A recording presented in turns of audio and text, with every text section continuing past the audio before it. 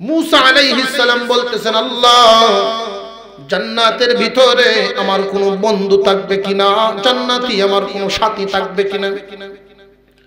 আল্লাহ তাআলা জানায় দিলেন, হ্যাঁ তোমার একজন সাথী থাকবে এবং বর্তমানেও সে দুনিয়াতেই আছে।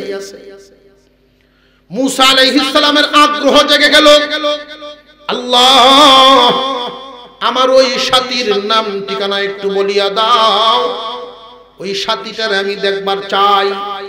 আল্লাহ তাআলা নাম ঠিকানা জানায়া দিলেন, দামেস্কের একটা বাজার, ওই লোকটার নাম আলী ইবনে মুআফিক, খুব বেশি ধনী মানুষ নয়, ছোট্ট একটা ব্যবসা করে যাও। ওইখানে মুসা আলাইহিস সালাম 2-3 দিনে গিয়ে পৌঁছে গেলেন, গিয়ে ঠিক মতোই পায়া লাইলেন। সূরত দেখলেই তো বোঝা যায় জান্নাতি সূরত, সূরত দেখলেই তো বোঝা যায়। মুসা আলাইহিস সালাম গিয়ে সালাম দিলেন, তাকে পরিচয় দিলেন যে আমি অমুক জায়গা থেকে এসেছি, আমি একজন মুসাফির। উনি তো মুসাফিরও মুসা নবীও দুইটাই তো, একটা বলছেন আর একটা বলেন নাই। মুসা আলাইহিস সালাম যেই মাত্র বলছেন আমি মুসাফির, এমনি আলী ইবনে মুআফিক বলতে শুরু করলেন, যেহেতু আপনি মুসাফির আমার বাড়ির মেহমান হয়ে যান। আলী ইবনে মুআফিক উনি চাইতেছেন মেহমানদারি করার জন্য, কারণ উনি জানেন কারুর বাড়িতে যদি মেহমান আসে শুধু দেখা যায় মেহমান আসতেছে, কিন্তু মেহমানের পিছনে পিছনে আল্লাহর একজন ফেরেশতাও আসে। মেহমান থাকবে যতদিন ফেরেশতাও থাকে ততদিন। মেহমান যেই পরিমাণ খুশি হয়, ফেরেশতাও বাড়িওয়ালার জন্য এই পরিমাণ দোয়া করে আল্লাহর কাছে। মেহমানের কদর। উনি বলতেছেন মেহমান হয়ে যান। মুসা আলাইহিস সালাম মনে মনে কইলো, তো আমিও চাই, আমি আইছি ওই তোমার বাড়ি থাকতাম, দেখতাম তুমি কি এমন আমল করো যে আমলের বিনিময়ে তুমি আমার সাথে জান্নাতে যাইবা। উনি চলে গেলেন ওনার বাড়িতে। বাড়িতে যখন গিয়া পৌঁছলেন সন্ধ্যার পর, তার বিবির কাছে বলতেছেন আমার মা কেমন আছে। মার রুমটার মধ্যে গেলেন, একটা খাটের উপরে একদম বয়সের বারে জীর্ণ শীর্ণ অবস্থা, হালকা হয়ে গেছে। আলী ইবনে মুআফিক বিবিকে জিজ্ঞাসা করলেন, গরম পানি করে রাখছো নাকি? জি গরম পানি করিয়া রাখছি। দাও গরম পানির পাত্রটা। নিজ হাতে নিয়া মার রুমে ঢুকিয়া গিয়া পেশাব পায়খানা সব পরিষ্কার করলেন নিজের হাতে। মার খেদমত, পেশাব পায়খানা সব নিজের হাতে পরিষ্কার করে তারে কাপড় চোপড় পরায়া বিছানায় বসাইলেন। এতক্ষণে রান্না হয়ে গেছে, খানার প্লেট সামনে হাজির। মুসা আলাইহিস সালাম দৃশ্যটা দেখতেছেন তাকায়া তাকায়া। একটা শিশু বাচ্চাকে যেইভাবে খানা খাওয়ায় মুখে উঠায়া আলী ইবনে মুআফিক তার মাকে এইভাবেই খানা খাওয়াইতেছেন, এইভাবেই খানা খাওয়াইতেছিলেন। খানা খাওয়ানো শেষ হয়ে গেল। মহিলাই বলতেছেন আমি তো চোখে দেখি না, কিবলামুখী আমারে করিয়া দাও। কিবলামুখী করিয়া দেওয়া হলো। মহিলায় 2 হাত উঠায় দোয়া করেন, আল্লাহ আমি আমার সন্তানের প্রতি খুশি, তুমিও খুশি হইয়া যাও। আমার সন্তানকে 2টা নিয়ামত দিবা, একটা দিবা দুনিয়াতে, একটা দিবা আখিরাতে। এই দুনিয়ার জমিনের নিয়ামত, জীবনে কোনোদিন এমন অভাব দিও না যে অভাব হইলে মানুষের কাছে হাত পাতা লাগে। 2 নম্বর, এই দুনিয়ার জমিন থেকে দিন বিদায় করে দিবা, আল্লাহ আমার সন্তানকে মুসা নবীর সাথে জান্নাত দিও। وَقَضَى رَبُّكَ أَلَّا تَعْبُدُوا إِلَّا إِيَّاهُ وَبِالْوَالِدَيْنِ إِحْسَانًا। আল্লাহ বলেন, ও দুনিয়ার মানুষ, তোমরা তোমাদের মা বাবার প্রতি ইহসানপূর্ণ আচরণ করো, মা বাবার সাথে দয়ার আচরণ করো, ইহসানপূর্ণ আচরণ। এই পৃথিবীর জমিনে আমরা যা দেখতে পাই, মা বাবা কখনো সন্তানের দয়া চায় না। মা বাবা কোনো সময় সন্তানের কাছে চায় না, এই আশাও মা বাবাই করে না। সন্তানের কামাই খাওয়ার আশা কিন্তু মা বাবাই করে না। সন্তানের কামাই খাওয়ার আশায় যদি সন্তানকে লালন পালন করত, লক্ষ্য করে দেখবেন সব সন্তানই তো সুস্থ হয় না, মানুষের অসুস্থ সন্তানও তো জন্ম নেয়।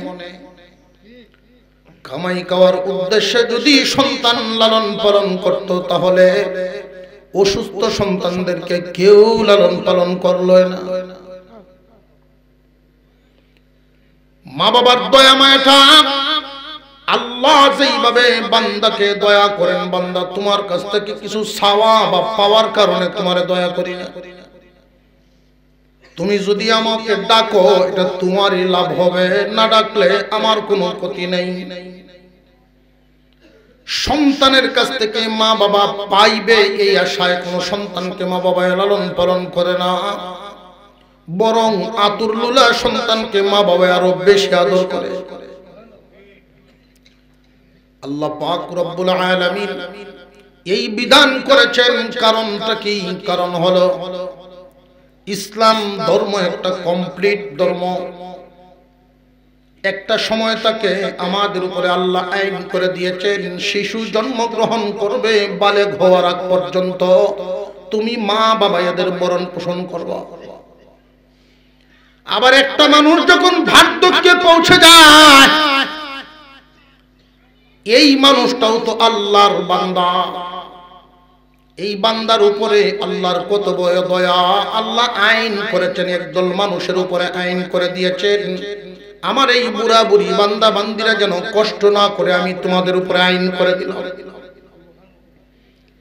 আল্লাহ পাক রব্বুল আলামিন সন্তানদের উপরে আইন করে দিলেন, তোমরা তোমাদের মা বাবার প্রতি ইহসানপূর্ণ আচরণ করো, দয়ার আচরণ করবা। প্রশ্ন জাগে কখন? আল্লাহ পাক রব্বুল আলামিন উত্তর দিলেন, ইম্মা ইয়াবলুগান্না ইনদাকাল কিবার। আমরা যদি প্রশ্ন করি মা বাবার সাথে ইহসানপূর্ণ আচরণ করব কখন, আল্লাহ বুঝায় দিলেন তারা বার্ধক্যে পৌঁছে যাবে যখন। একজন বুড়া মানুষ, নারী হোক আর পুরুষ হোক, একটা বুড়া মানুষ শিশুর চাইতে অসহায়। শিশুর চাইতে অসহায় কেমনে জানেননি? লক্ষ্য করে দেখবেন, একটা শিশু যদি বিছানায় পেশাব করে দেয়, যে কোনো মানুষ তারা কুলে নেয়, পেশাব সাফ করে দেয়। কিন্তু বুড়া মানুষ যখন পেশাব করে, সন্তান ছাড়া তার দ্বারের কাছে কেউ যাইতে চাইবে না। আল্লাহ রব্বুল আলামিন আইন করে দিয়েছেন, তোমরা তাদের প্রতি দয়ার আচরণ করবা। যদিও মা বাবা তোমাদের কাছে দয়া চায় না, তোমরা কিন্তু দিতে ভুল করবা না। মুসলমান ইমানদার ভাইরা আমার, এই পৃথিবীর জমিনে অনেক মানুষ দোয়া নেওয়ার জন্য বড় বড় দরবারে যায়। বড় বড় বুজুর্গানে দিন বলেন, বন্ড বলেন, হক বলেন, কত দরবারে মানুষ যায়। আমি কসম করে বলতে পারি কোন দরবার কাজে লাগবে না। বরকতের সিন্ধুক তো দোয়ার সিন্ধুক তোমার ঘরে, এই সিন্ধুকে তালা লাগায়া তামাম দুনিয়া ঘুরলেও কোনো ফায়দা না। আল্লাহ পাক রব্বুল আলামিন আইন করে দিয়েছেন, তোমরা তোমাদের মা বাবার প্রতি ইহসানপূর্ণ আচরণ করো, দয়ার আচরণ করো। মা বাবা কোনোদিন তোমার কাছে কিছু চাইবে না, তোমার কাছে কিছু বলবেও না, কারণ চাওয়া বা বলার অভ্যাসই নাই। সারা জিন্দেগি ভর শুধু তোমার দিছে, সারা জীবন ভর মা এবং বাবা শুধু তোমারে দিছে, তোমার কাছে চাইতে তারা পছন্দ করে না।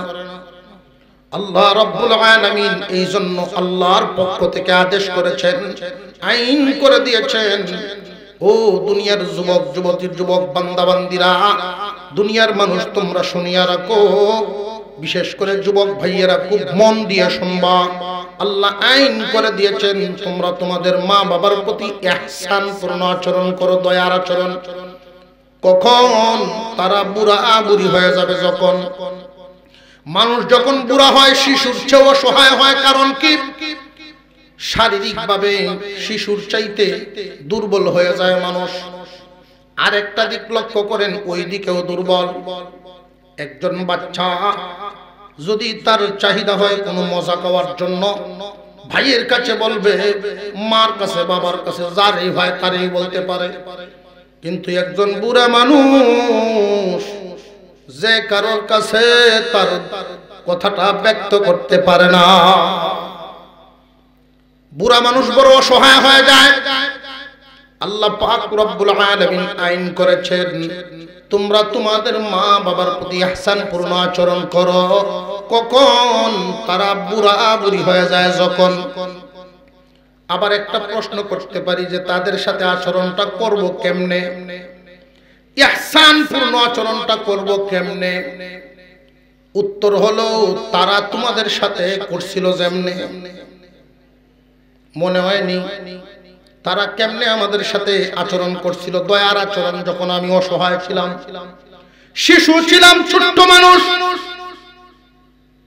বুঝবেন খুব সহজেই বুঝবেন। যাদের সন্তানাদি এক দুইটা হয়েছে তারা বেশি বুঝবেন। লক্ষ্য করে দেখবেন, আপনার সন্তানটা যখন খানা খাইতে চায় না, আপনার বিবি খানার প্লেটটা নিয়ে বাচ্চার পিছনে পিছনে দৌড়ায়, এক রুম থেকে আরেক রুমে যায়, আরেক রুম থেকে আরেক রুমে যায়, ঘর থেকে উঠান পর্যন্ত চলে যায়। ওই সময়ে ভাববেন, আমিও তো আমার বাচ্চার সমান একদিন ছিলাম, আমার মাও মনে হয় এরকম প্লেট নিয়ে দৌড়াইতো। আল্লাহ পাক রব্বুল আলামিন আইন করেছেন, তোমরা তোমাদের মা বাবার প্রতি ইহসান, দয়ার আচরণ করো। কেমনে? তারা তোমাদের উপরে করেছেন যেমনে। তুমি যদি এক জাত দিয়া খাইবার না পারছো, তোমার মা তোমারে মাছ দিয়া খাওয়াইতে চাইছে, তুমি খাও না, ডিম ভাজি করছে, ডিম দিয়া খাইতে চাও না, কলা দিছে, গুড় দিছে, তোমারে পেট ভরে খাওয়ানো হইলো মার টার্গেট। মা বাবা যখন বুড়া বুড়ি হয়ে যায়, চিন্তা রাখতে হবে তোমাদের। অনেক ভাই এমন আছেন ভালো মানুষ, কিন্তু এইগুলো চিন্তা করে না।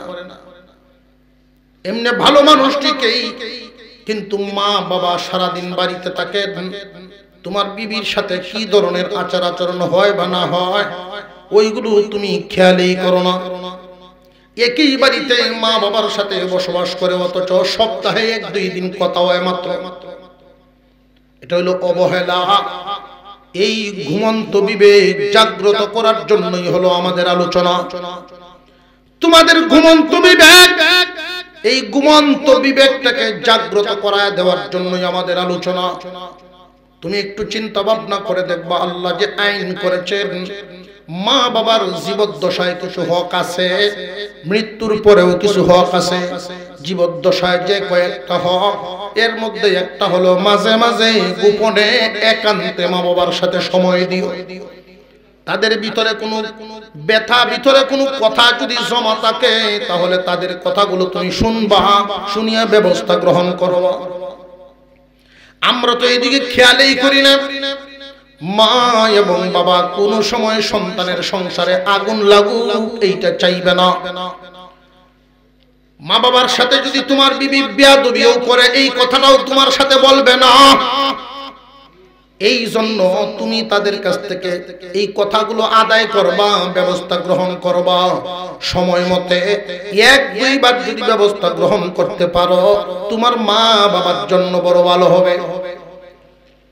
অনেক মা বাবা বুড়া বুড়ি হয়ে যাওয়ার পরে অসহায় হয়ে যায়। আমি যখন মাদ্রাসায় পড়ি, একটা পরিবারের লজিং থাকতাম আমাদের গ্রাম অঞ্চল।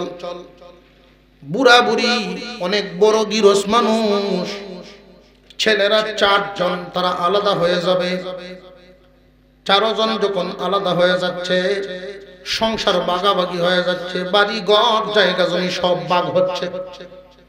বুড়া বুড়ি 2 জন উঠানের মধ্যে বসা, একটা টেবিলের মধ্যে, ছোট্ট একটা টেবিল, এটার মধ্যে 2 জন বসা, তাদের চোখের সামনেই বন্টন নামা হচ্ছে।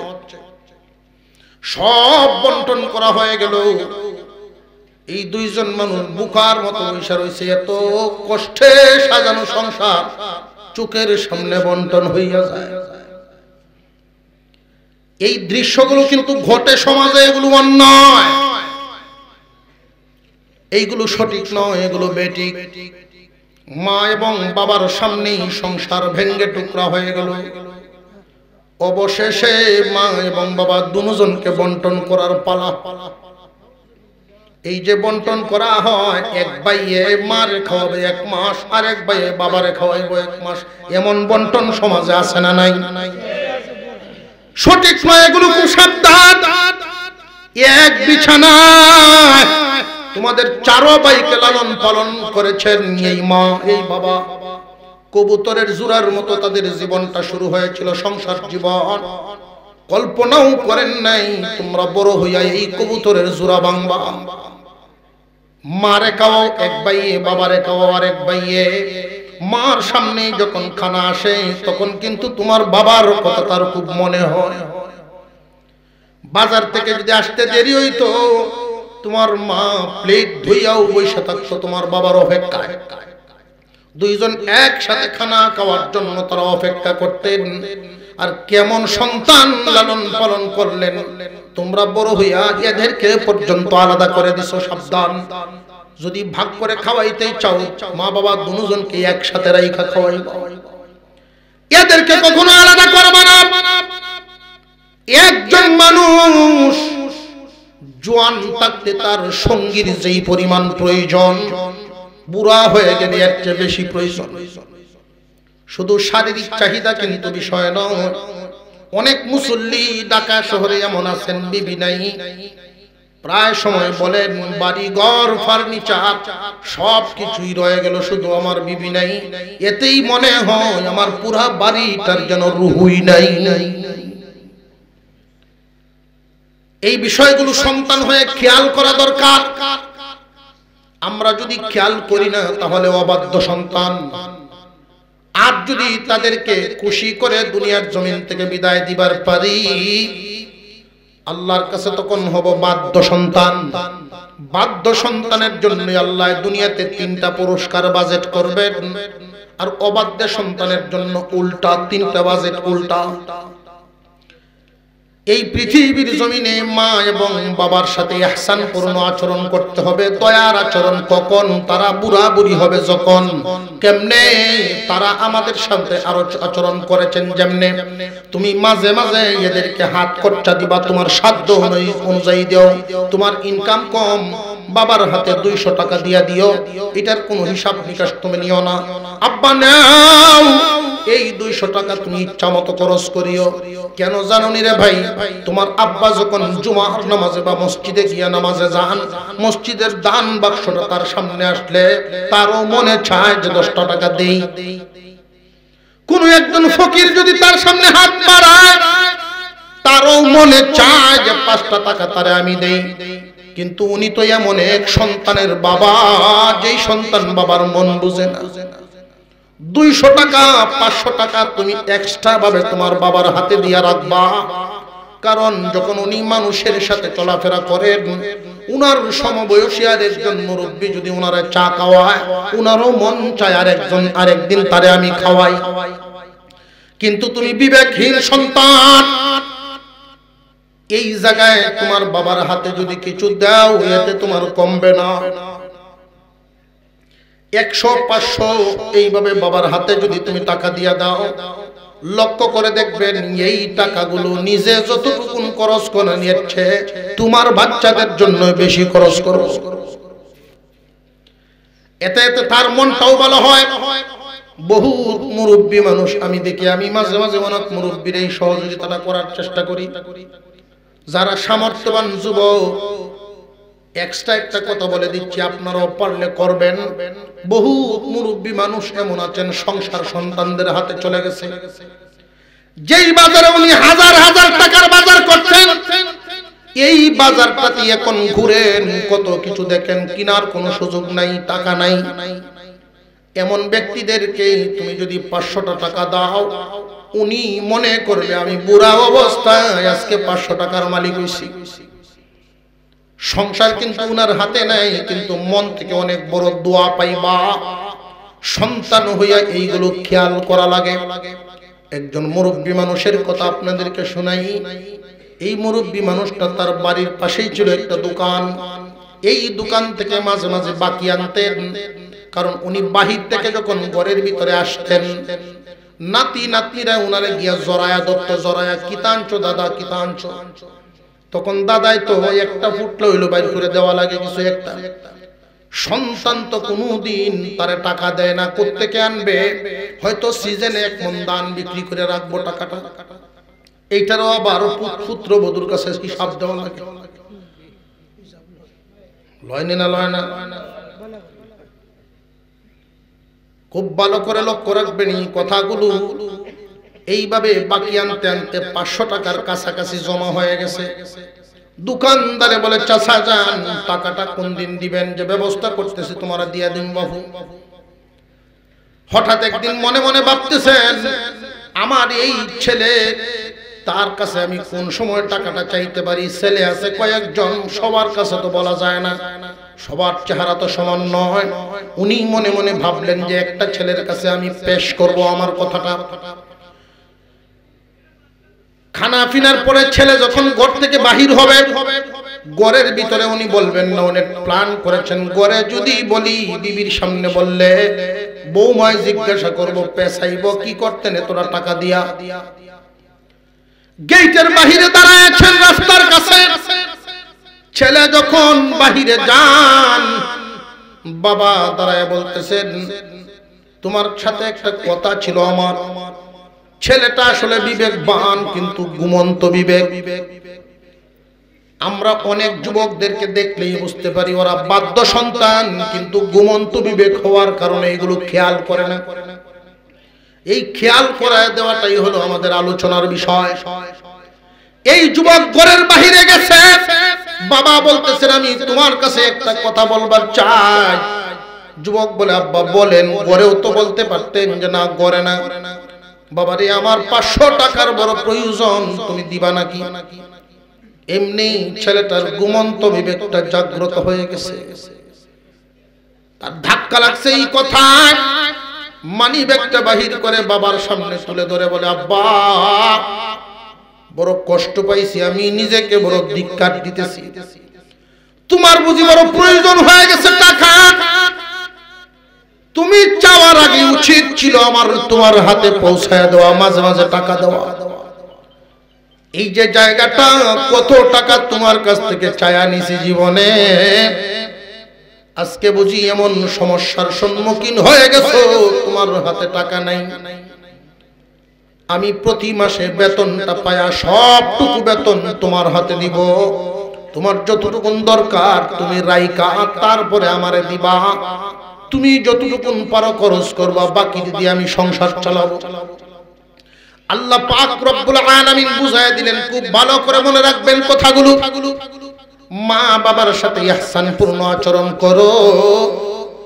কখন তারা বুড়া বুড়ি হবে, যখন বার্ধক্যে যখন একজন মানুষ পৌঁছে যায়, তখন শিশুর চাইতে অসহায় হয়ে যায়। রুজি রোজগার নাই, কামাই নেই, পরনির্ভর হয়ে যায়। আর পরনির্ভর হইলে শিশু তো যে কোনো মানুষের কাছে চাইতে পারে, এই বয়স্ক মানুষটা কিন্তু কারোর কাছে চাইতে পারে না।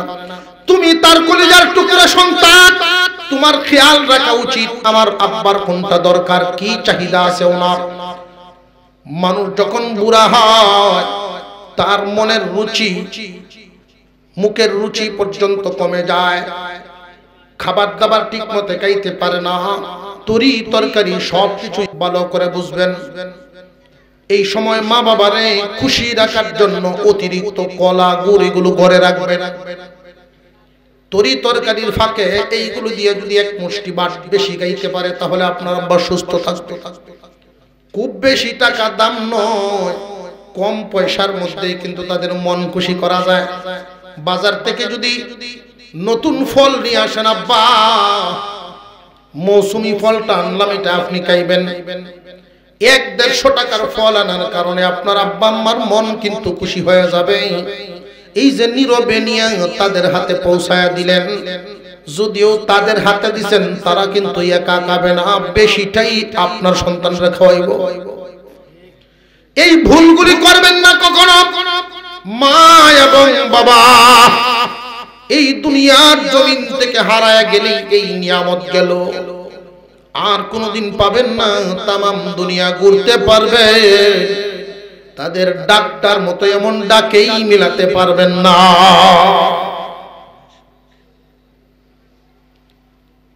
বেটা সন্তান রে লালন পালন করছে, নিজ হাতে যত্ন করে লালন পালন করছে। তার বিবি নাই, বিবি মারা গেছে, মার আদর বাবার আদর সব নিজে দিয়া একটা বাচ্চারা লালন পালন করেছে। 5 বছর থেকে একবারে বড় করছে। এই বাচ্চাটাকে বিবাহ শাদী করাইছে, সংসার করাইছে। সব করার পরে মুরব্বী মানুষ হস্টস করে আইসা উনি বাড়িতে, দুপুরে খাবারের টাইম, খাবার দাবার খাওয়ার ফাঁকে বৌমাকে জিজ্ঞাসা করলেন, মারে তরকারি ভাল লাগতেছে না, অতিরিক্ত কিছু আছে? ছেলে আবার পাশের রুমে বসে বসে শুনতেছে। ছেলে পাশের রুম থেকে লক্ষ্য করতেছে, দেখি আমার বিবি কি ব্যবহারটা করে। ছেলে বাবা বক্ত, দেখি কি আচরণটা করে। বৌমায় না করছে, আমাদের অতিরিক্ত কিছু নাই, আপনার ছেলে আনেও নাই, ঘরে কিছু নাইও। উনি হাত ধুইয়া সুন্দর মতো চলে গেছেন ওনার রুমে। এবার স্বামী স্ত্রী দুইজন একসাথে বসে খাওয়ার পালা। তারা দুইজন যখন খাইতেছেন, খাওয়ার শেষ পর্যায়ে এসে ফ্রিজ থেকে ইনটেক একটা দইয়ের পুতলা বের করছে। ছেলে জিজ্ঞাসা করলেন, এই দইয়ের পুতলা কোত্থেকে আসলো? যে পরশুদিন যে চাচা যান আসছিলেন, উনি জানেন বগুড়ার দই আমি খুব পছন্দ করি, এই জন্য আমার জন্য নিয়ে আসছিলেন। এই দইটা ফ্রিজে ছিল, যে শুনলাম একটু আগে আব্বা না চাইছিল, তুমি যে দিলা না। বউয়ে উত্তর দিছে, আমার প্রিয় জিনিসটা আমার প্রিয় মানুষটারে আগে খাওয়াবো, এরপরে আমি আর অন্যরা খাবে। আচ্ছা, এই শব্দটা যদি কোনো বিবি কয়, বেশিরভাগ ফুলাফান গলিয়া মুম হয়ে যেত না? জোরে কর, মুমের মতো গলিয়া। বউ আমার কইছেটা কি? আমি বলে তার প্রিয়। মা বাপ আত্মীয় স্বজন সব বুলিয়া পরিষ্কার। জোরে কর। কিন্তু সব ছেলে কিন্তু এমন না। ছেলে জবাব দিয়েছে, আমি তোমার প্রিয়, কিন্তু তোমার অনেক আগে আমার বাবার প্রিয় আমি। তোমার অনেক আগে আমার বাবার প্রিয় হয়ে গেছি, তুমি কি মনে করো? ঠিক আছে, তুমি তোমার প্রিয়রে খাওয়াইবা, সুযোগ আমি করে দিতেছি। আগামী কাল থেকে আমি চেষ্টা করিয়া একজন বুড়া মা এনে আব্বার সাথে মিলাইয়া এই বাড়িতে তাদেরকে রাখতে দিব। বাবার বাড়ি ঘরে ছেড়ে আমি বাসা ভাড়া নিয়ে থাকবো।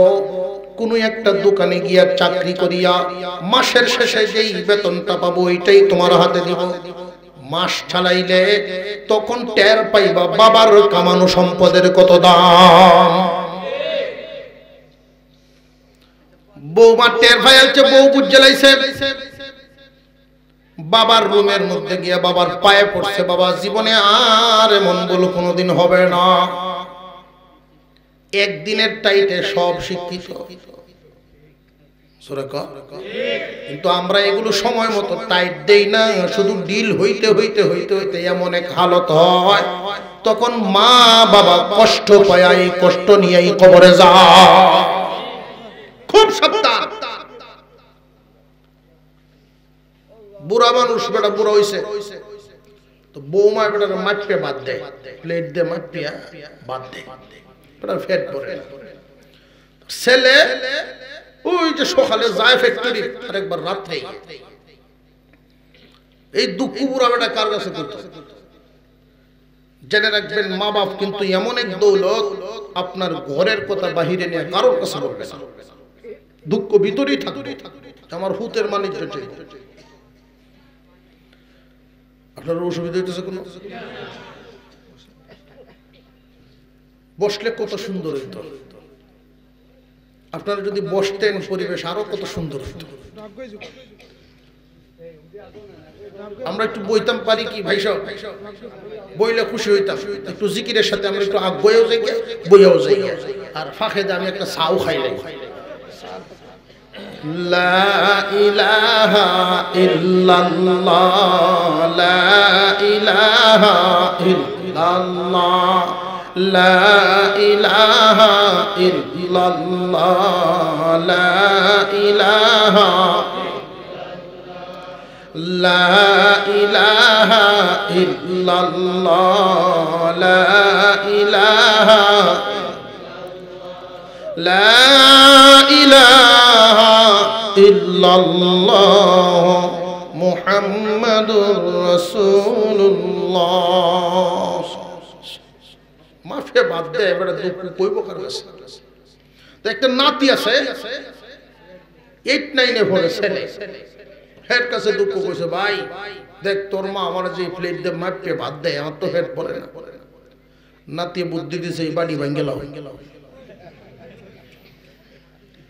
এটা ভাঙে লাও হয় কষ্ট এটা ভাঙে লাইতাম তোর মা যে সোরা মানুষ যে বাংলা এমনি তো কিছু পেটেন আছে দেখবেন খুব সোরা না জানি ভরে কোন কথা কয় ও তুমি বাঙ্গো আউলা না লাগলে বা হইতো না আউলা লাগলেই ভরে বাবু বুড়া বেড়াও কি করছে কৌশল করে হাত তো হলাতে গেলেছে এখন যে রেডিও উঠছে সারাদিন FM রেডিওর মতো বাজ দিয়েছে সারাদিন চলছে হ্যাঁ সন্ধ্যা পর্যন্ত কইছে বুড়া বেড়ার মনে মনে আচ্ছা কইলে খুব আমার হুত আইবার আগে খাওয়া শেষ হয়ে গেছে যেই সন্ধ্যা হয়েছে এখন বেড়ে কইতেছে আচ্ছা যাক আমি আর কুস্তা কইলাম না বাড়িতে আসবো আয় আমি আর কুস্তা কইলাম না আজকে বাড়িতে আয় এখন বুড়া বেড়া বাবা সারা দিন কইয়া ওখান আর কুস্তা কইল না বাড়ি তাই তো বাড়ি তো আমার হুতের লাগিয়া বেটা যে আইসে বাড়ি ফিতনাবাজ মহিলা 3 জাতে নবীজি এক হাদিসের মধ্যে বলছেন আমার উম্মতের জন্য নারী ফিতনার চাইতে বড় কোনো ফিতনা নেই মা তারাকতু বাদি ফিতনাতান আযাররু আলার রিজালি মিনান নিসা এই যে ফিতনা শব্দটা নারীকে বলছেন 3টা কারণ এর মধ্যে একটা হইল কার্যহন্নি যে সমস্ত নারী জগরাটে হয় এদের নিশানটা এদের চিহ্নটা কি কতাল লাগাল হয় নাই আগ্রহ জগরার একটু সুরত ফাইলে হইছে আর দিনদার পরহেজগার নারীরা জগরাকে খুব এড়ায় চলবে খুব এড়ায় চলবে জগরা দেখলে খুব এড়ায় চলবে জগরা হোসেন এই বেডি সারা দিন কইছে ফিতনাবাজ নারী পুরুষ বাড়িতে আইছে আইতেই কোয়া শুরু করছে তুমি তোমার বাড়িতে তাহ আমি গেলাম আমি আর এই যন্ত্রণা নাই তুমি তো যাও গা কি সুখ কাম করো আর এই যন্ত্রণা আমার উপরে তুই যাও তো দেখবেন ছেলেদের মধ্যেও আছে অনেকেই বউজুদের আগে কয় আমি যাই মুখে বাপের বাড়ি তো হ্যাঁ আগে কে হরবে দুইটায় হ্যাঁ আগেও জায়গা ঢুকে যায় আর কেউ আছে এমন যদি কয় যাই মুখে বাপের বাড়ি বেটা ব্যাগটা গুছাই দেবো যা তুই দেখবেন বারিন্দাতে বুঝে আবার আইসে আর জীবনে কইতো না যাইব কথা বুঝে আসতেছে যদি হয়ে যাই মুখে তো জায়গা ওষুধ দেখ দরজা খোলা আর কোনোদিন এই কথা কইতো না আল্লাহ জানে বেটিনতে কথা কয় শুনিয়া যায় হুজুর কিতা কৌশল শিখাইতেছে আমরা এটা বাস্তব যেই মাত্র কইছে আমি থাকতাম না তোমার বাপের থইয়া যাও আর আমার ঘরের জিনিসপত্র ভাঙ্গে সব শেষ করলো কয়টা ভাঙছে একটা পাটি তো ভাঙছে জিনিসপত্র ভাঙ্গে না জানি কি করছে বেড়ায় মনে মনে করছে যে একটা সুকেশ নি ভাঙ্গে লাইল আস্তা সুকেশ ভাঙছে মনে হয় বেটি সেতা সিটি দেখিয়া ছেলে মনে মনে বলতেছে একটা যা আব্বারে গিয়ে 2-4 কথা কই তো রাগটা থামবো না তুমি বাপের মুখে হ্যাঁ বুড়ো হইছ এত রাগ পোশাকের লাগে একটু ঠান্ডা মেজাজ করন যায় না এমনি নাতি আইছিস বুদ্ধি দেউয়া হেইটি আইছে আকো দাদা তুমি এই যে বাড়িটা বাংলা এই বাড়ি কেন তুমি বাংলা দাদা তুই তো কই দিছিস এখন তুই উল্টো হইছিস তুমি যে বাড়ি রে বাংলা, এখন আমি মাফ পাইমু কই? মাফটা পাইমু কই? বাপে এই ফুতরে জিগা কিরে ফুত মাফের অত কি তা কস? তোমরা যে মাফ পে বাদ দেও দাদা রে, তোমরা যেদিন বুড়া বুড়ি হইবা আমার তো মাফ পে দেওয়া লাগবে, মাফটা আমি ভাই এখন বাপের উঠেছে রান্না করে গেছে কয়ে বুড়া বয়সে যদি ফেট বুড়ে খাইতে চাস মাফামাফি বাদ দে, মাফামাফি বাদ দে। ফেট বুড়ে যদি খাওয়ান লাগে তোর হুতে কিতা কইছে শুনছস? আপনি যদি আপনার আব্বার মাথায় তেল লাগায় দেন, হাতে পায়ে তেল লাগায় দেন, আর আপনার সন্তান এই দৃশ্য দেখে আপনার মা বাবার খেদমত কি পরিমাণ করেন, সন্তানে যদি দেখে শিক্ষা গ্রহণ করব। বাবা বিছানার থেকে নামে সন্তান যদি জুতাগুলি বাস করিয়া দেয়, আদব দেখায়, আর একদিন আপনি যখন নামবেন সেও বাস করিয়া দিবে। যা দেখবো তা শিখবো, মনে থাকবো ইনশাআল্লাহ। ইম্মা ইয়াবলুগান্না ইনদাকাল কিবারা আহাদুহুমা আও কিলাহুমা ফালা তাকুল লাহুমা উফফিন ওয়ালা তানহারহুমা وقل لهما قولا كريما। আল্লাহ পাক রব্বুল আলামিন বলেন, মা এবং বাবার সাথে ইহসানপূর্ণ আচরণ করবা। মহান আল্লাহ তোমাদেরকে পুরস্কার দিবেন দুনিয়াতে তিনটা। এক নাম্বার পুরস্কার, তোমার রুজি রোজগারে আল্লাহ বরকত ঢেলে দিবেন, বরকত। সুবহানাল্লাহ। এই রুজি রোজগারের জন্য আমরা পেরেশানি আছে না নাই?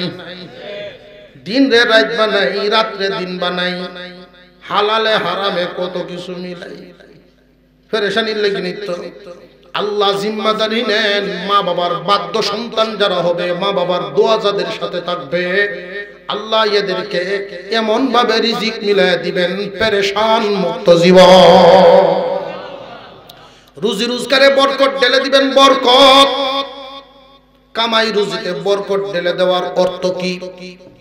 রুজি রোজগারের বরকতের অর্থ এই না যে আপনি 1000 টাকা তৈলাইন সকালে 2000 হইল, বরকত কিন্তু এই না। বেশি ইনকাম করতে পারাটার নাম বরকত না। বরকতের অর্থটা শাইখুল হাদিস সাহেব রাহমাতুল্লাহ আলাইহি উনি বুঝাইতেন, কম তেলে মসমসা ভাজা, কম তেলে মসমসা ভাজা, গুড় কম মিডিয়া বেশি। আমি বুঝতাম সহজ, গুড় কম মিডিয়া বেশি। এর অর্থটা আমি যেভাবে বোঝাই আপনাদেরকে, মাতা পিতার অবাধ্য সন্তান 3 লাখ টাকা ইনকাম করে, মাতা পিতার বাধ্য সন্তান 10,000 রুজি করে। তো যিনি 3 লাখ টাকা ইনকাম করে তার যদি অসুখ হয়, জগন্নাথপুর ডাক্তার দেখাইব, তার টেহার বারে, তার টেহার টেলায় ডাকানি জোরে কর। পিজিতে ডাক্তার দেখাইলো, পরীক্ষা নিরীক্ষা করায় আবার আইতে আইতে ভালো হইতে হইতে 1.5 লাখ শেষ। আর মাতা পিতার বাধ্য সন্তানের সেম রোগ, এবারে তো ইনকাম কম, ঠেলাও নাই। তো এবারে গেছে ফার্মেসি, জগন্নাথপুর ওষুধ আনতে। যেই মাত্র গেল ফার্মেসিতে, ফার্মেসির ডাক্তারে কয় তোমার কপাল বালা, পিজির এক ডাক্তার আমার বাল্যকালের বন্ধু, এটা সুনামগঞ্জ আইছেন শিমুল বাগান দেখতে। যাওয়ার সময় আমার এখানে চা খাইতে বসে আছে, চেম্বার আও তোমার দেখাই দিই। বরকত যদি সাথে হয়, দূরের ডাক্তার কাছে হয়। দেখাইছে প্রেশার মা হয়েছে, জিব্বাটা দেখি চোখটা টান দিয়ে দেখাইছে, নাও 150 টাকা বসে ভালো হয়েছে। এবার গেছে কত 1.5 লাখ, আর যাওয়া ওর পেরেশানি, আর এবার 150। এইটার নাম বরকত। আপনি সিলেট গেছেন, আর মা বাবার অবাধ্য সন্তান সেও সিলেট গেছে, সিলেট থেকে একটা গাড়ি ভাড়া নিয়ে আপনার জগন্নাথপুর ইসগাঁও পর্যন্ত আসতে হয়তো 2 থেকে 250 টাকা খরচ হয়। কিন্তু মা বাবার অবাধ্য সন্তান দেখবেন সে যখন আইতো চাই এমন ডল নামছে, লাইনের কোনো গাড়ি নাই, রিজার্ভ করে লই আমরা গোয়ারে। খরচ যত এবার কথা যাইতো চাইছেন 2-250 লাগবো 2-2.5 হাজার। আর মা বাবার বাধ্য সন্তান যে আইতো চাইতেছে শুধু পয়েন্ট কার হইছে, এমনি দেখবেন সাথের বাড়ি দেখবেন ডাকতেছে সাজি আপনাকে লাগে না, আমি সিলেট আসলাম বাড়ি যাবেন গিয়া উড়ো নেমে তো হুন্ডার ভিতরে বইছেন গিয়া। এবার কয়টা লাগছে একটা কথা বুঝে আসতেছে। বরকত কারে কয়? এইটার নাম বরকত। মা বাবার বাধ্য সন্তানকে আল্লাহ বরকত দিবেন, রিজিকে বরকত। মা বাবার দোয়া যদি সাথে হয় রিজিকে বরকত হয়। ব্যবসায় এলোমেলো, বিদেশে যাওয়া এলোমেলো, সব জায়গায় গন্ডগোল। কারণ কি? দেখেন চিন্তা ভাবনা মিলান, হয়তো আপনার আসল জায়গায় তালা লাগানো, ওই জায়গায় গন্ডগোল। মা বাবা অসন্তুষ্ট আছে কোনো কারণে, কোনো আচার আচরণে। এই জন্য দুনিয়াদারির এই বরকত থেকে আপনি বঞ্চিত। ওই তালাটা খুলেন, জায়গাটা ঠিক করেন, দরজা খুলিয়া যাইব। তামাম দুনিয়া ঘুরলেও কোনো লাভ নাই, ব্যবসায় উন্নতি নাই, ঋণ শুধু ঋণ আর ঋণ।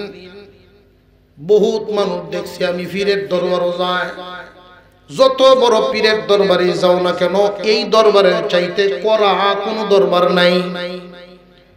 মা বাবার দোয়া সন্তানের জন্য এমন ভাবে কবুল হয়, মাঝখানে কোনো পর্দা নেই। আল্লাহ রাব্বুল আলামিনের দরবারে এমন ভাবে কবুল হয়। আর এই দরবারটা তো এত ইজি দরবার। পীরের কাছে যাইবেন, হাদিয়া যত বেশি দিবেন তত খুশি হয়, কম দিলে তার মূল্যায়ন কম। আমি এক দরবার গেছিলাম, মুরিদ হইল 3 জাতের। পীরের দরবার মুরিদ 3 জাতের। এক জাতের মুরিদ শুট ফুট ফিন্দন, এরা খুব সামনের কাতারও বইছে, কারণ এরা হাদিয়া 5000-এর নিচে নাই, উপরে। পীরের দরবারও যে সিন্নি জমা দেয় 5-এর উপরে যারা, এরা সামনের কাতারও। মুরিদরা 3 জাত, 3টা দাপ আছে। লাস্টের দাপও যারা লঙ্গি বিন্দে বইছে, এরার খাওয়ান দিব হাঙ্কি। হাঙ্কি চিনে? বাচ্চা হাঙ্কি চিনো? হাঙ্কি কয় এরা? আপনি তো সিটিজেনশিপ পাইছেন, আপনি দিবাসী, আমরা দেশের ভাষাও বুঝেন, এখানে ডটিং বুঝেন। এরা হাঙ্কিত খাইব। এর মাঝের যারা আছে এরা মোটামুটি প্লেট, আর এর উপরে সামনের কাতারে যারা হুজুরের সাথে বইয়া খাইব। আল্লাহর দরবারে মা বাবারে খুশি করিয়া যদি দোয়া করাইবার চান, এই দরবার খুব ইজি তাদেরকে খুশি করা। আব্বা আম্মা বলিয়া ডাক মারলেই তাদের মন খুশিতে ভরিয়া যায়। আর কিছু দিবার পারলে, কিছু যদি খুশি হইয়া দেন, এতে কিন্তু সন্তুষ্ট, খুব বেশি টাকা পয়সা লাগে না। মা বাবার মন জয় করলে দেখবেন অল্পতেই খুশি হয়ে যায়। আমরা এখানে যারা আছি কেউ অবশ্যই প্রত্যেকে কোনো মা বাবার সন্তান, ঠিক না বেটি? ঠিক তার আওয়াজে তো বোঝা যাচ্ছে না মা বাবার সন্তান। হুর হুরি শ্বশুর শাশুড়ির সন্তান সবাই না মা বাবা। আল্লাহু আকবার। মাল লাগিন একটা সন্তানে জানে, আমরা যারা বাস্তবে দেখি, আপনি মার জন্য আনবেন, তার মন যে খুশি হবে। আপনি 20 গুণও যদি শ্বশুর বাড়িতে লয়ে যায়, আপনি 1 ট্রাক ফল লয়ে যাই ভাই, আপনার শাশুড়ি সর্বোচ্চ কইব যেটা আমার পাগল জামাই দিয়া, এর বেশি বুঝতে পারতো আমার পাগল জামাই, অথানুই করবো, পাগল করবো, আর বুঝতে পারতো। আর এর ভোরের দিন বিবির সাথে একটু ঝগড়া লাগিয়ে দেখ, আগের দিনের 1 ট্রাক ফল বাতিল, কোন দাম নাই। মা বাবা এমন একটা দরবার, মা বাবার বাধ্য সন্তানের জন্য একটা পুরস্কার বললাম, রুজি রোজগারে বরকত। এই রুজি রোজগারের বরকতটা আমাদের দরকার আছে না নাই? যদি থাকে, বিশেষ করে যুবক ভাইয়েরা যারা আছেন, এই জায়গাটা ঠিক রাখবা, জীবনে কোনোদিন অভাব হবে না। মুসা আলাইহিস সালাম আল্লাহ তাআলার দরবারে দোয়া করতেছেন, আল্লাহ এই দুনিয়ার জমিন থেকে যখন বিদায় হয়ে যাব, জান্নাতের ভিতরে আমার কোনো খাস বন্ধু থাকবে কিনা? বন্ধু বান্ধবের একটা মজা আছে না নাই? সাথী সঙ্গীর কিন্তু একটা মজা আছে আলাদা। মুসা আলাইহিস সালাম বলতেছেন, আল্লাহ জান্নাতের ভিতরে আমার কোনো বন্ধু থাকবে কিনা, জান্নাতি আমার কোনো সাথী থাকবে কিনা? আল্লাহ তাআলা জানায় দিলেন, হ্যাঁ তোমার একজন সাথী থাকবে এবং বর্তমানেও সে দুনিয়াতেই আছে। মুসা আলাইহিস সালামের আগ্রহ জেগে গেল, আল্লাহ আমার ওই সাথীর নাম ঠিকানা একটু বলিয়া দাও, ওই সাথীটার আমি দেখবার চাই। আল্লাহ তাআলা নাম ঠিকানা জানায়া দিলেন, দামেস্কের একটা বাজার, ওই লোকটার নাম আলী ইবনে মুআফিক। খুব বেশি ধনী মানুষ নয়, ছোট্ট একটা ব্যবসা করে যাও। ওইখানে মুসা আলাইহিস সালাম 2-3 দিনে গিয়ে পৌঁছে গেলেন। গিয়ে ঠিক মতোই পায়া লাইলেন। সূরত দেখলেই তো বোঝা যায় জান্নাতি সূরত, সূরত দেখলেই তো বোঝা যায়। মুসা আলাইহিস সালাম গিয়ে সালাম দিলেন, তাকে পরিচয় দিলেন যে আমি অমুক জায়গা থেকে এসেছি, আমি একজন মুসাফির। উনি তো মুসাফিরও মুসা নবীও দুইটাই তো, একটা বলছেন আর একটা বলেন নাই। মুসা আলাইহিস সালাম যেই মাত্র বলছেন আমি মুসাফির, এমনি আলী ইবনে মুআফিক বলতে শুরু করলেন, যেহেতু আপনি মুসাফির, আমার বাড়ির মেহমান হয়ে যান। জান্নাতি মানুষ মেহমানদারি করতে পছন্দ করবেন না করবে না? মেহমানের কদর সবাই বুঝে না, মেহমানের কদর সবাই বুঝে না। দিন যত যায় মানুষ কেমন জানি হয়ে যায়। এমন একটা সময় ছিল আমাদের সমাজে, কেউ যদি কারোর বাড়িতে যাইতেন না খাওয়ায়া বিদায় দিত না। আর এখন মেহমান দেখলে মনে হয় বুঝা, মনে হয় বুঝা। অনেকে আছেন মেহমান দেখলে খুশি হয়, আবার কেউ আছে মেহমান দেখলে গুড়া হয়। যদি মেহমান কারোর বাড়িতে আসে, কারোর বাড়িতে মেহমান আইলে দেখবেন বিদায় না করতে হলে জামাইবু কাজে লেগে, জামাইবু ঝগড়া লাগলে তো মেহমান নিজে গিয়ে আসে না। আলী ইবনে মুআফিক উনি চাইতেছেন মেহমানদারি করার জন্য, কারণ উনি জানেন কারোর বাড়িতে যদি মেহমান আসে শুধু দেখা যায় মেহমান আসতেছে, কিন্তু মেহমানের পিছনে পিছনে আল্লাহর একজন ফেরেশতাও আসে।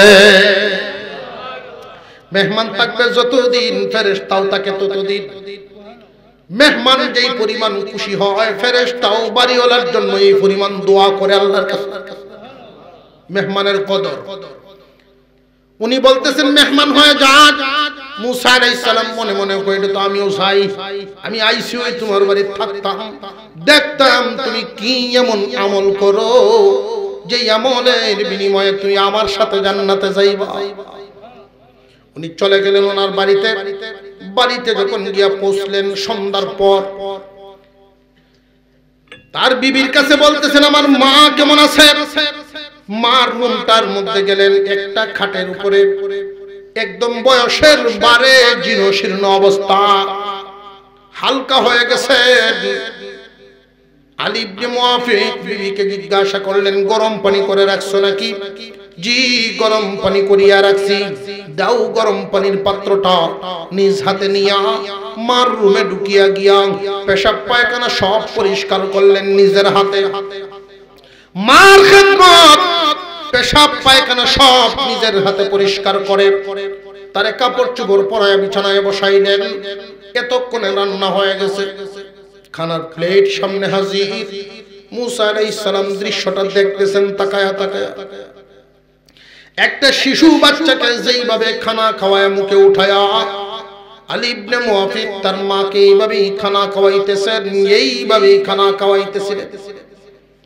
খানা খাওয়ানো শেষ হয়ে গেল, মহিলাই বলতেছেন আমি তো চোখে দেখি না, কিবলামুখী আমারে করিয়া দাও। কিবলামুখী করিয়া দেওয়া হলো।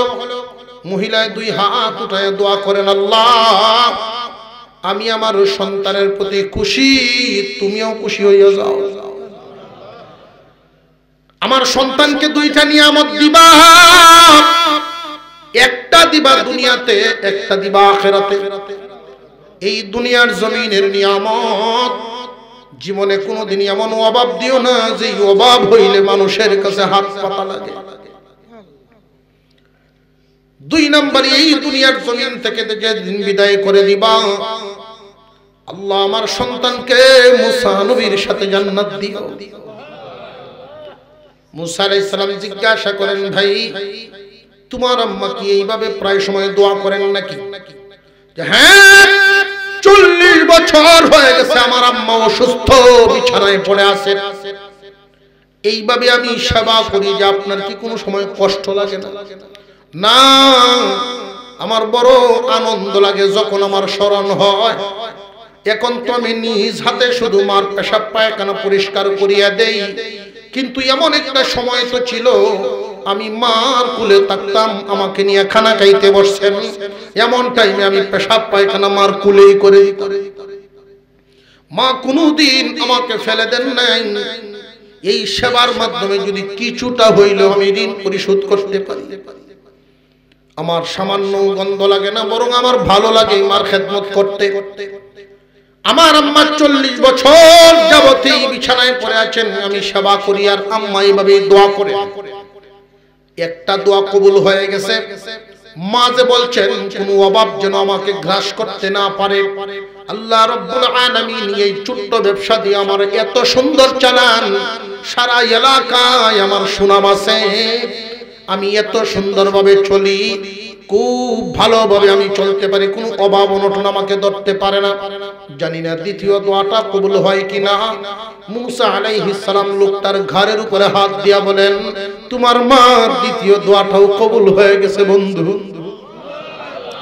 রে বন্ধু, তোমার মার দ্বিতীয় দোয়াটাও কবুল হয়ে গেছে, তুমি আমার বন্ধু।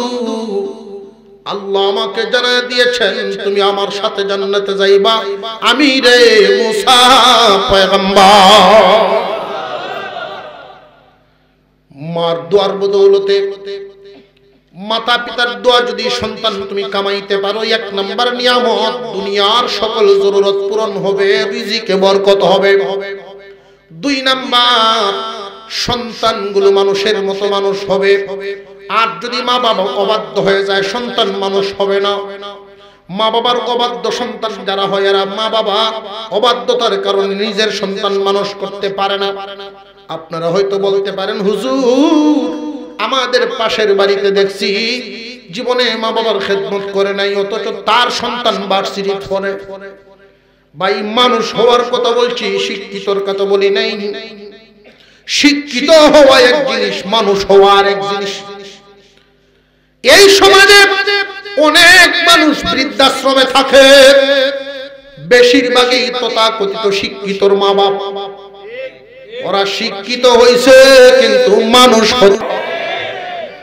শিক্ষিত হওয়া এক জিনিস, মানুষ হওয়ার এক জিনিস।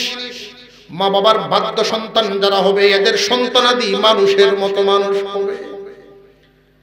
3 নাম্বার নিয়ামত, ঘরটা ফার্মেসি হবে না, ঘরে ফার্মেসি বানানো লাগতো না। মা বাবার দোয়া যদি সাথে থাকে, মরার আগ পর্যন্ত আল্লাহ তোমারে চলায় ফিরায় খাওয়ায়।